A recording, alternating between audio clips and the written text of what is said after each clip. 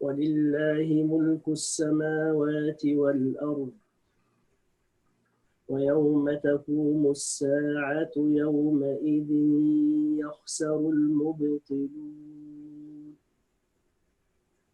وترى كل أمة جاثية كل أمة تدعى إلى كتابها اليوم تجزون ما كنتم تعملون هذا كتابنا ينطق عليكم بالحق إنا كنا نستنسخ ما كنتم تعملون فأما الذين آمنوا وعملوا الصالحات فيدخلهم ربهم في رحمته ذلك هو الفوز المبين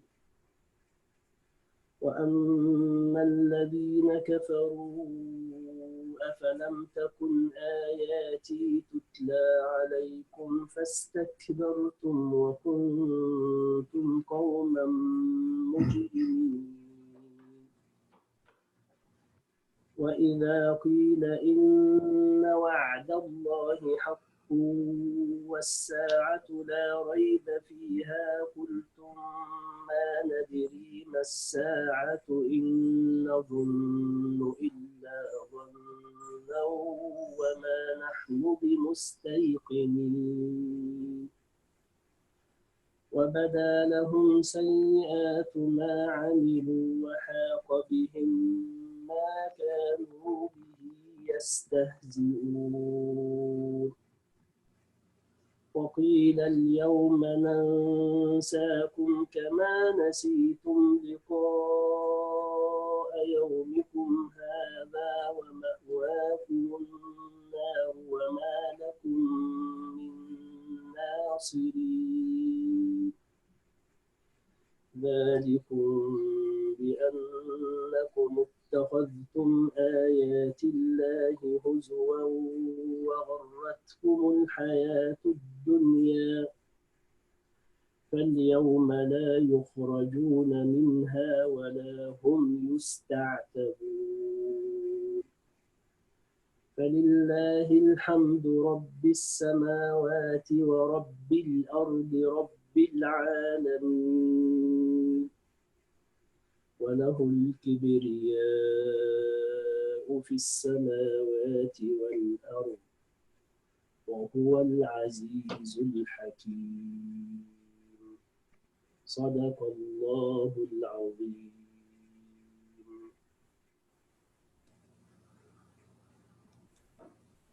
صدق الله العلي العظيم. Jazakum Allah khairan. Just a quick sound check. Can people hear me? Almost Majid Sanawing. Can you hear me, everyone? Okay. Bismillah ar-Rahman ar-Rahim.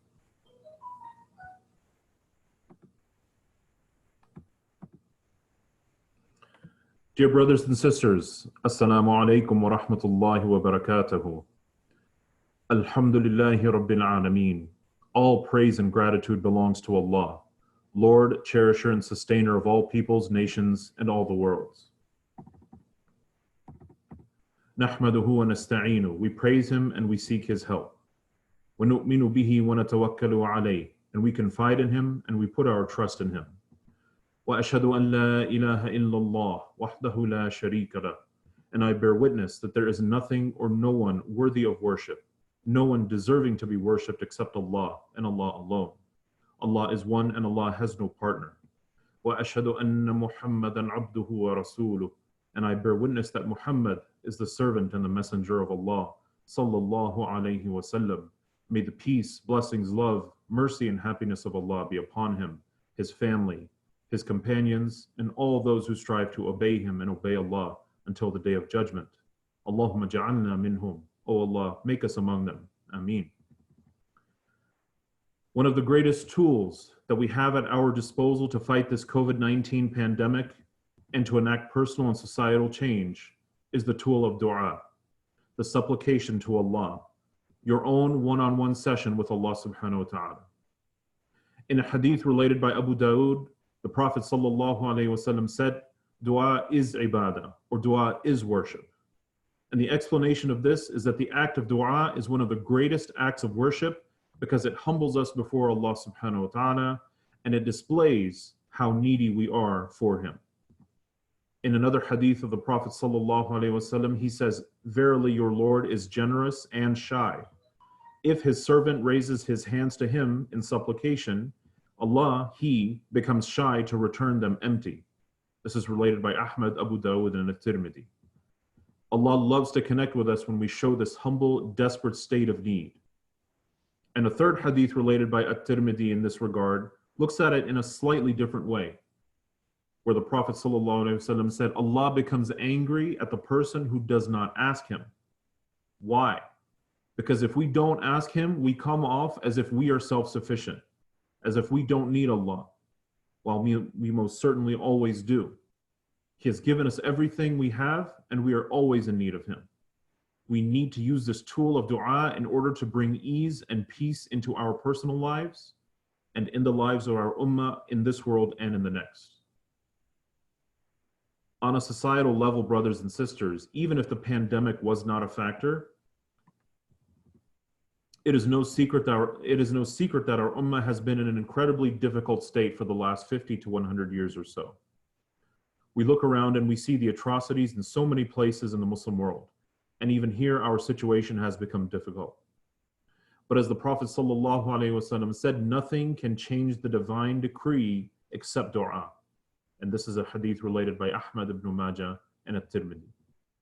Whatever is meant to happen can be altered by our dua.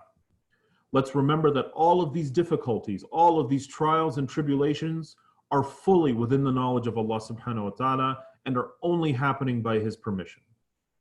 This should actually give us a sense of hope that none of these horrible things can happen except by the will of Allah, that Allah is in full control of what is happening, and that it is easy for Allah to change these situations for the better. Very easily, my brothers and sisters, Allah subhanahu wa ta'ala can remove the coronavirus, grant freedom, victory, and peace to this entire earth. But we have to ask Him for it. We have to take the time to do this because maybe this is a pivotal moment in our lives. Years from now, inshallah, when our ummah is in a much better state, maybe we'll look back at Ramadan 2020 as the turning point because we all took the time to call on Allah subhanahu wa ta'ala to improve our situation. And what's that other famous hadith of the Prophet sallallahu alaihi wasallam that I'll go ahead and paraphrase? That says that our dua is answered in one of three ways. We may get the thing we ask for in this life, or it may be stored for us in the hereafter, or some equivalent harm that was meant for us may be removed, as related by At-Tirmidhi. That should be a great motivation for us to be making lots of dua. We are never left empty-handed when we make dua to Allah. We are always getting something good out of it, alhamdulillah. How generous and merciful is our Creator, subhanahu wa ta'ala. So let's make sure we're making dua for positive change for our ummah in these remaining moments of this blessed month. And inshallah, we will not be left empty-handed. Now that is on a societal level. On an individual level, brothers and sisters, no matter what our situation in this life is, whether it's easy or difficult, happy or sad, whether we're wealthy or poor, all of us, regardless, are headed towards our graves. Dare I say that 35 to 50 years from now, the majority of us on this call will be in our graves. And eventually we will be raised by Allah subhanahu wa ta'ala on the day of judgment for accountability. And as we should be aware, there are some very frightening aspects of being in the grave and standing on the day of judgment before Allah. And we all should be aware of those, we all should be aware of what Islam teaches about those circumstances. So if we are all headed towards something so terrifying, shouldn't we be asking Allah to make it a lot less terrifying? Why not spend time asking Allah to make our time in our graves pleasant and comfortable, instead of frightening and painful? Why not ask Allah to make our judgment easy and gentle, and allow us to be happy on the day of judgment? And of course, why not ask Allah to enter us into the highest level of paradise, Al-Firdaus Al-Ala, Jannat Al-Firdaus, May Allah subhanahu wa ta'ala grant us and our loved ones spacious and pleasant graves and easy accountability on the Day of Judgment in the highest level of paradise, Al-Firdaus. Ameen. On top of all this, my brothers and my sisters, is that we should be making these du'as for someone else. Because there's yet another hadith of the Prophet sallallahu alaihi wasallam that I will paraphrase that says, if you make du'a for someone else, an angel makes the same du'a for you. And who wouldn't want an angel, a sinless creature, making du'a for us? Now, there is an appropriate manner to making du'a, and we should strive to make du'a with these etiquettes. Ideally, we should be in a state of wudu and facing the qibla. If we're not in wudu and we can't face qibla, no problem. We can still make du'a. But being in those respective states is better. Now, it is crucial that before we begin asking Allah subhanahu wa ta'ala for what we want, we need to praise and thank Him first. Saying La ilaha illallah, subhanallah, Allahu Akbar. You say it in Arabic. You can also praise Allah in your own language if you don't speak Arabic. After we praise Allah, we ask Allah to send His peace and blessings down upon the Prophet Muhammad sallallahu alaihi wasallam and his family and companions. Then we ask Allah for forgiveness. And after we ask Allah for forgiveness, then we ask Allah for whatever we want, in whatever language we want, because it should be sincere from your heart with full confidence.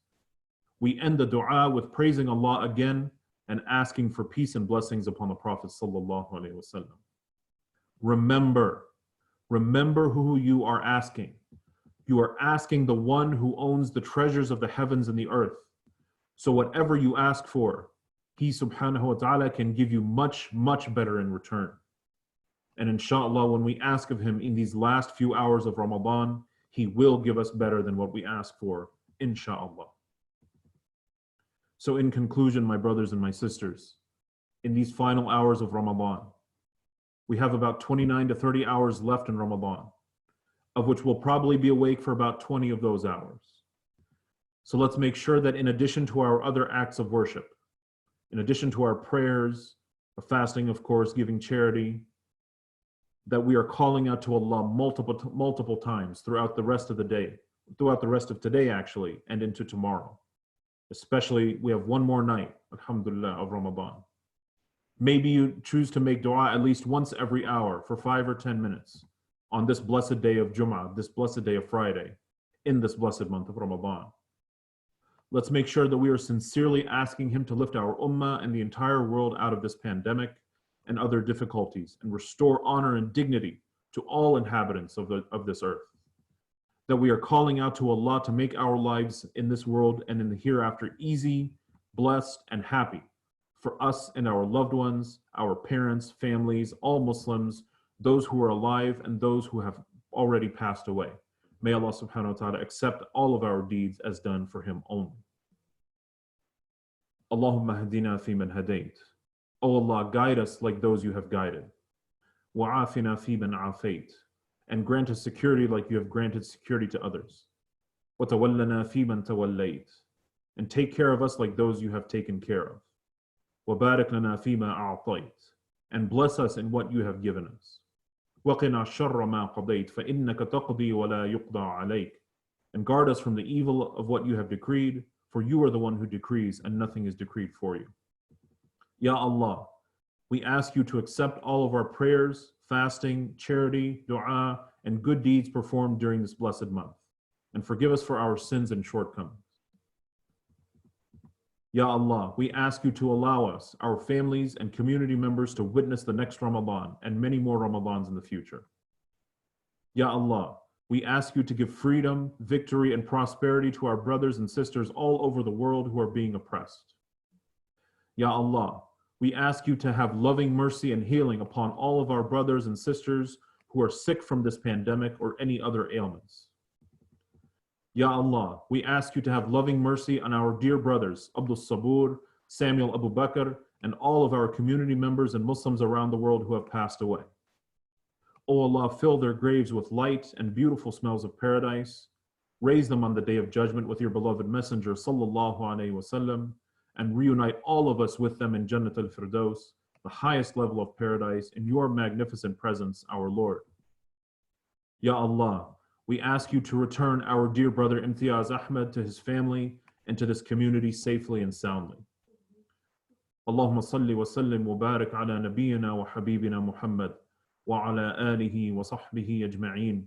O Allah, send your peace, blessings, love, and mercy upon our dear and beloved Prophet Muhammad, upon his family and his companions collectively. Ameen. فَاذْكُرُوا اللَّهَ يَذْكُرُكُمْ. Remember Allah, He will remember you. This Clifton Masjid relies only on the generosity of Allah and the contributions of its community. Please donate and contribute generously in order to sustain this facility while we still have the blessings of Ramadan. Also, please look at the communications email from yesterday, the Eid edition regarding paying your Zakatul Fitr, which needs to be done as soon as possible. It's $10 per person in your family, and ideally this should be paid before the Eid day so that it can be distributed to our brothers and sisters in need. And also, please look at the section that discusses the Sunnah of Eid so you can be aware of what preparations to make for this Sunday, which is Eid al-Fitr, inshallah, this Sunday, May the 24th. Kullu aam wa antum bi khair, and an early Eid Mubarak to all. Wassalamu alaikum wa rahmatullahi wa barakatuh.